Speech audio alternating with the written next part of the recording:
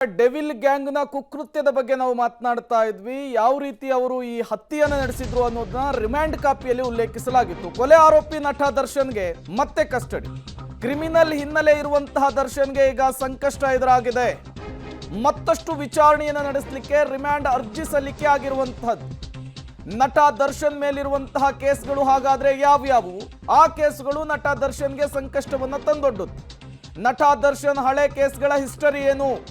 ಕೊಲೆ ಆರೋಪಿ ನಟ ದರ್ಶನ್ಗೆ ಹಳೆಯ ಕೇಸ್ಗಳ ಜೊತೆಗೆ ಈ ಮರ್ಡರ್ ಕೇಸ್ ಕೂಡ ಸಂಕಷ್ಟವನ್ನ ತಂದೊಡ್ಡಬಹುದು ಅಂತ ಹೇಳಲಾಗ್ತಾ ಇದೆ. ಹಾಗಾದ್ರೆ ದರ್ಶನ್ ಮೇಲೆ ಯಾವ್ಯಾವ ಕೇಸ್ಗಳಿದೆ? ಆ ಕೇಸ್ಗಳು ರೀಓಪನ್ ಆದ್ರೆ ಏನೆಲ್ಲ ಬೆಳವಣಿಗೆಗಳಾಗುತ್ತೆ? ರೇಣುಕಾಸ್ವಾಮಿ ಮರ್ಡರ್ ಕೇಸ್ನಲ್ಲಿ ಪ್ರಮುಖ ಆರೋಪಿಯಾಗಿದ್ದಾರೆ ದರ್ಶನ್ ಅವರು. ಕೊಲೆ ಹಾಗೂ ಕಿಡ್ನಾಪ್ ಆರೋಪವನ್ನು ಅವರು ಈ ಕೇಸ್ನಲ್ಲಿ ಎದುರಿಸ್ತಾ ಇರುವಂಥದ್ದು. ಸಾಕ್ಷಿನಾಶ ಹಾಗೂ ಅಪರಾಧಿಕ ಒಳಸಂಚಿನಲ್ಲೂ ಕೂಡ ಅವರು ಭಾಗಿಯಾಗಿದ್ದಾರೆ ಅನ್ನೋದು ಪೊಲೀಸರ ತನಿಖೆ ಸಾರಿ ಸಾರಿ ಹೇಳ್ತಾ ಇದೆ. ಕಾಟೇರ ಸಕ್ಸಸ್ಗಾಗಿ ಜೆಟ್ಲ್ಯಾಗ್ ಪಬ್ನಲ್ಲಿ ಪಾರ್ಟಿ ಮಾಡಿದ್ರು. ಅದು ಸಮಯವನ್ನ ಮೀರಿ ನಡೆಸಿದಂತಹ ಪಾರ್ಟಿಯಾಗಿತ್ತು. ಅದರಲ್ಲೂ ಕೂಡ ಪೊಲೀಸರ ತನಿಖೆಯನ್ನು ಎದುರಿಸಿದ್ರು ದರ್ಶನ್. ಬೆಳಗ್ಗಿನ ಜಾವದವರೆಗೂ ಕೂಡ ಪಾರ್ಟಿ ಮಾಡಿದಂತಹ ಹಿನ್ನೆಲೆಯಲ್ಲಿ ಅವರ ಮೇಲೆ FIR ದಾಖಲಾಗಿತ್ತು. ಅವರು ಸೇರಿ ಹಲವು ನಟರು ಸುಬ್ರಹ್ಮಣ್ಯ ನಗರ ಪೊಲೀಸ್ ಠಾಣೆಯಲ್ಲಿ ಪೊಲೀಸರ ತನಿಖೆಯನ್ನು ಎದುರಿಸಿದ್ರು. FIR ಕೂಡ ದಾಖಲಾಗಿದೆ ಈ ಪ್ರಕರಣದಲ್ಲಿ. ಅದರ ಜೊತೆಗೇನೆ ಈ ರೀತಿಯ ಹಲವು ಕೇಸ್ಗಳಿದೆ. 2023ರಲ್ಲಿ ಮೈಸೂರಿನ ಸಂದೇಶ್ ಪ್ರಿನ್ಸ್ ಹೋಟೆಲ್ನಲ್ಲಿ ಸಪ್ಲೈಯರ್ ಮೇಲೆ ಹಲ್ಲೆಯನ್ನು ಮಾಡಿದ್ರು. ಅದು ದೊಡ್ಡ ಮಟ್ಟದ ಸುದ್ದಿ ಆಗಿತ್ತು. ದರ್ಶನ್ ಮನೆ ಪಕ್ಕದ ಖಾಲಿ ಸೈಟ್ ಮುಂದೆ ಕಾರ್ ಪಾರ್ಕಿಂಗ್ ಮಾಡಿದಂತಹ ವಿಚಾರಕ್ಕೆ ಗಲಾಟೆಯಾಗಿತ್ತು. ದರ್ಶನ್ ಅವರ ಮನೆಯ ನಾಯಿಯನ್ನು ಬಿಟ್ಟು ಕಚ್ಚಿಸಲಾಗಿತ್ತು ಅಂತೇಳಿ ವಕೀಲರೊಬ್ಬರು ದೂರನ್ನ ಕೊಟ್ಟಿದ್ರು. ಮಹಿಳಾ ವಕೀಲೆಯ ಮೇಲೆ ನಾಯಿಯನ್ನ ಬಿಟ್ಟ ಹಿನ್ನೆಲೆಯಲ್ಲಿ RR ನಗರ ಠಾಣೆಯಲ್ಲಿ FIR ಕೂಡ ದರ್ಶನ್ ಹೆಸರು ಮೇಲೆ ರಿಜಿಸ್ಟರ್ ಆಗಿದೆ, ದಾಖಲಾಗಿದೆ. ದರ್ಶನ್ ಅಂಡ್ ಗ್ಯಾಂಗ್ ಮತ್ತು ಉಮಾಪತಿ ಗೌಡ ನಡುವೆ ಫೈನಾನ್ಸ್ ಕಿರಿಕ್ ಬಹಿರಂಗ ಹೇಳಿಕೆಗಳ ಮೂಲಕ ದೊಡ್ಡ ಮಟ್ಟದ ಸದ್ದನ್ನ ಮಾಡಿತ್ತು. ಇದು ಪತ್ನಿ ವಿಜಯಲಕ್ಷ್ಮಿ ಮೇಲೆ 2011ರಲ್ಲಿ ಹಲ್ಲೆಯನ್ನ ನಡೆಸಿ 23 ದಿನಗಳ ಕಾಲ ಜೈಲು ವಾಸವನ್ನ ಅನುಭವಿಸಿದ್ರು ಇದೇ ನಟ ದರ್ಶನ್ ಅವರು. ಪವಿತ್ರ ಗೌಡ ಮೇಲೂ ಕೂಡ ಹಲ್ಲೆಯನ್ನ ನಡೆಸಿರುವಂತಹ ಆರೋಪ ದರ್ಶನ್ ಮೇಲೆ ಇದೆ. ಬೆಂಗಳೂರು ಹಾಗೂ ಎಲ್ಲಾ ಜಿಲ್ಲೆಗಳಲ್ಲಿ ಪುಡಿ ರೌಡಿಗಳ ಗ್ಯಾಂಗ್ ಅನ್ನ ಕಟ್ಟಿರುವಂತಹ ಆರೋಪ ನಟ ದರ್ಶನ್, ಕೊಲೆ ಆರೋಪಿ ದರ್ಶನ್ ಮೇಲೆ ಇರುವಂತಹದ್ದು. ಇದೆಲ್ಲವನ್ನ ನೋಡ್ತಾ ಇದ್ರೆ ನಮಗೇನು ಅನ್ಸುತ್ತೆ ಅಂತಂದ್ರೆ, ಸಾಮಾನ್ಯವಾಗಿ ಯಾಕೆ ರೌಡಿ ಶೀಟರ್ ಓಪನ್ ಮಾಡಬಾರ್ದು ಅಂತಕ್ಕಂಥದ್ದು. ಆಗಲೇ ಸಾರ್ ಹೇಳ್ತಾ ಇದ್ರು, ಬಸವರಾಜ್ ಸರ್ ಈಗ ಈ ಪ್ರಕರಣದಲ್ಲಿ ಚಾರ್ಜ್ ಶೀಟನ್ನು ಹಾಕುವ ಸಂದರ್ಭದಲ್ಲಿ ಈತನ ಹಿನ್ನೆಲೆ ಏನು, ಯಾವ ಕ್ರಿಮಿನಲ್ ಚಟುವಟಿಕೆಗಳಲ್ಲಿ ಈತ ಭಾಗಿಯಾಗಿದ್ದ, ಈತನ ಮೇಲೆ ಯಾವ್ಯಾವ ಕೇಸ್ನಲ್ಲಿ FIR ಆಗಿತ್ತು, ಇದನ್ನ ಉಲ್ಲೇಖ ಮಾಡ್ತಾರಾ ಮಾಡಲ್ವಾ, ಮಾಡಿದ್ರೆ ಅದರಿಂದ ಏನು ಪರಿಣಾಮ, ಆಮೇಲೆ ಇದು ರೌಡಿ ಶೀಟರ್ ಓಪನ್ ಮಾಡೋದಕ್ಕೆ ಈ ಕಾರಣಗಳೆಲ್ಲ ಸಾಕಲ್ವಾ ಸರ್? ಆಗಲೇ ನೀವು ಇದನ್ನು ಹೇಳೋಕ್ಕಿಂತ ಮುಂಚೆ ಈ ಪೊಲೀಸರು ಏನು ಜಪ್ತ್ ಮಾಡಿದ್ದಾರೆ, ಕೆಲವೊಂದು ಏನು ತನಿಖೆ ಮಾಡಿದ್ದಾರೆ, ಕೆಲವೊಂದು ಸಾಕ್ಷ್ಯಾಧಾರಗಳು ಮತ್ತು ವಸ್ತುಗಳನ್ನು ಚಾರ್ಜ್ ಶೀಟ್ನಲ್ಲಿ ಕಳಿಸೋದಿಲ್ಲ, ಹಸಪ್ ಮಾಡ್ತಾರೆ ಅಂತ ನೀವು ಸಂಶಯ ಪಟ್ರಿ. ಬಟ್ ಈ ಕೇಸಲ್ಲಿ ಹಂಗಾಗ್ಲಿಕ್ಕೆ ಸಾಧ್ಯನೇ ಇಲ್ಲ. ಯಾಕಂದ್ರೆ ಪ್ರತಿಯೊಂದನ್ನು ವಿಡಿಯೋ ಮಾಡಿದ್ದಾರೆ. ಇದು ನಮ್ಮ ನಾವೇನಿರ್ತೇವೆ, ನಮ್ಮ ಅನುಭವ ಪ್ರಕಾರ ಇನ್ಸ್ಪೆಕ್ಟರ್ ಲೆವೆಲು ತನಿಖೆ ಮಾಡ್ತಾರೆ ಇದು ಮರ್ಡರ್ ಕೇಸನ್ನು. CPI ಹಳ್ಳಿಗಳಲ್ಲಿ CPI, ಇಲ್ಲಿ ಇನ್ಸ್ಪೆಕ್ಟರ್ ತನಿಖೆ ಮಾಡ್ತಾರೆ. ಸೊ ಸೂಪರ್ವಿಷನ್ನು ಅಷ್ಟೇ DSP SP ಇರ್ತಾರೆ, ಆ ಲೆವೆಲ್ ಆಗ್ತದೆ. ಸಿಟಿಯಲ್ಲಾದರೆ DCP ಅಡಿಷನಲ್ ಕಮಿಷನರು ಕ್ರೈಮ್ ಅವರು ಇರ್ತಾರೆ, ಅವ್ರಿಗೆ ಸ್ವಲ್ಪ ಸೂಪರ್ವಿಷನ್ ಮಾಡ್ತಾರೆ. ಇದರಲ್ಲಿ ಏನಾಗಿದೆ, ಸ್ವತಃ ಕಮಿಷನರೇ ಬಂದು ಸ್ಟೇಷನ್ದಲ್ಲಿ ಕೂತಿದ್ದಾರೆ. DCP has taken personal interest in this case. So hush up ಮಾಡುವಂಥ ಪ್ರಶ್ನೆ ಉದ್ಭವಿಸೋದೇ ಇಲ್ಲ.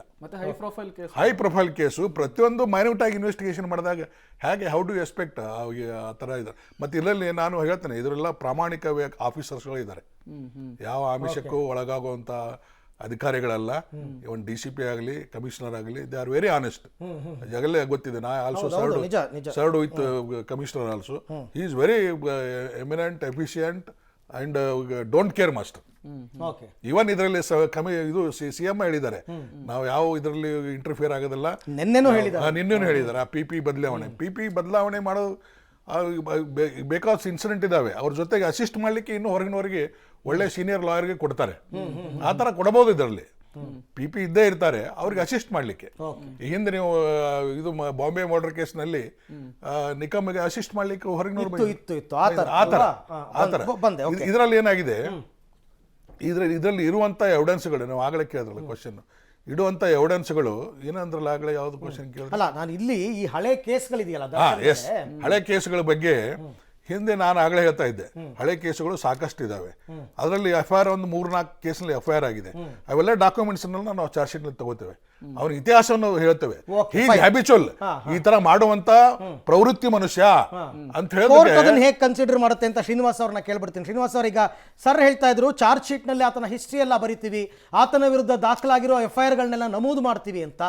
ಸೊ ಇದನ್ನ ಕೋರ್ಟ್ ಎಷ್ಟು ಗಂಭೀರವಾಗಿ ಪರಿಗಣಿಸಬಹುದು ಅಂತ ಸರ್?